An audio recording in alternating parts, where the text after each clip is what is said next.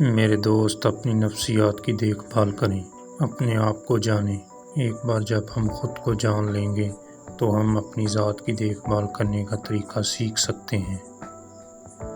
سب سے آسان اور عمدہ طریقہ یہ ہے کہ دوسروں کو کچلنا نہیں بلکہ خود کو بہتر بنانا ہے۔ غیر مہذب زندگی گزارنے کے لائق نہیں ہوتی۔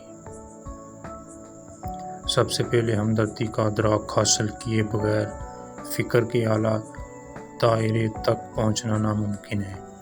سب سے بڑا جاہل وہ ہے جس کا یہ دعویٰ ہو کہ اس کے پاس ہر سوال کا جواب موجود ہے۔ میں اپنی لا علمی کے سوا کچھ بھی نہیں جانتا۔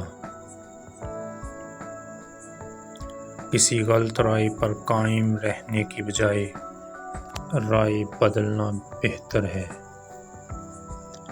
گرنا کوئی ناکامی نہیں، ناکامی اس وقت آتی ہے جس جگہ آپ گرتے ہیں وہیں پڑے